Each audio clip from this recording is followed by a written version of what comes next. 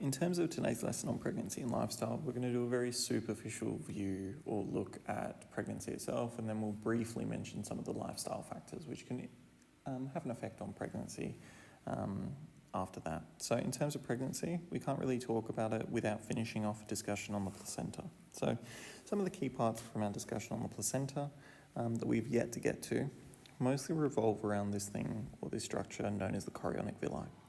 Now, we labelled them in our prior lesson, but effectively they are those finger-like projections developing from that layer surrounding the developing embryo, known as the chorion, and they contain lots and lots and lots of blood vessels.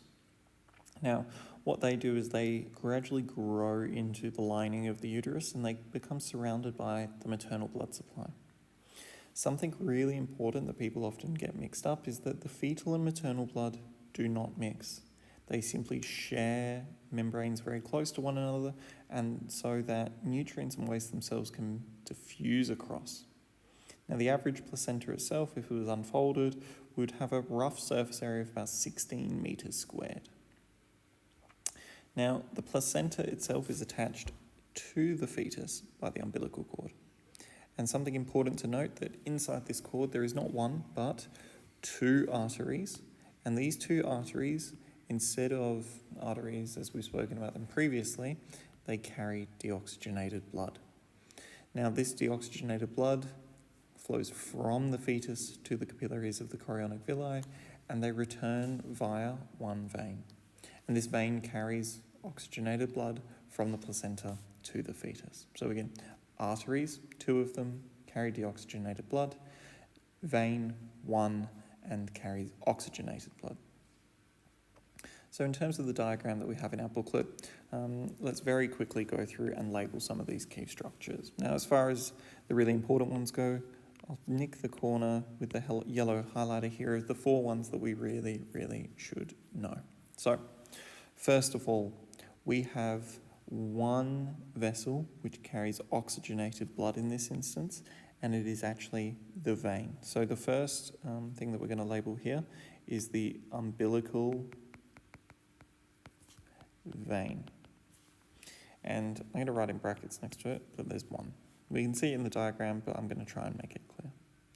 The second thing is referring to everything contained in these structures altogether, and that is the umbilical cord, so containing both the vein and what we'll talk about next, which are the umbilical arteries.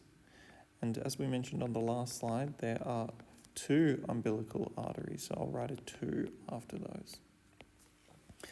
The last thing over on the right-hand side that we're going to mention are these finger-like projections filled with lots of blood, capillaries, and they form from the chorion. And these things are known as the chorionic villi. So these are the four main things that I would know based on this diagram. However, we will label the things on the right-hand side anyway. So down the bottom right-hand corner, we simply have tissue found in the endometrium, and we're just going to refer to this very simply as maternal tissue. And we can then see some blood supply flowing to that area. So we're just going to know this very simply again as maternal blood supply. So when we're talking about birth itself, we've got a bit of an idea with the placenta now. There are some important words that we need to talk about with pregnancy, with birth, so on and so forth. So some sciencey words for us. Number one, gestation. Gestation is the time where the fetus is developing in the uterus, or the organism in the uterus. And so this time period ranges from the point of conception through to birth. Gestation, therefore, being the fancy word for pregnancy. Second word, parturition. Parturition is effectively childbirth. Okay. And our third key word for today is labour. And this is what we'll look at in the preceding lesson, is the sequence of events that lead into birth and result in the expulsion of the fetus through the vagina. So now that we've had a look at those key terms, there are only really 4 things that we need to know that happen prior to labour. So throughout pregnancy, 4 key things that occur. Number 1, ligaments in the pelvis soften in preparation for changes during childbirth. The uterine contractions begin to increase and gradually get stronger. We'll expand on this when we look at labour. The cervix itself softens and shortens. Again, we'll have a look at the cervix in our next lesson. And lastly, the fetus's head itself settles quite nicely into the mother's pelvis, ready for childbirth. And again, this is something that we'll have a look at in our lesson on labour tomorrow.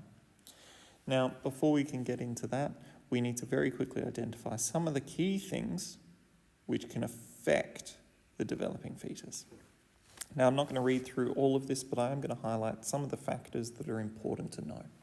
Number 1, diet has an impact on the development of the fetus. So too does weight gain of the mother, exercise of the mother, the alcohol intake and smoking of the mother, and also their exposure to different chemicals and other drugs.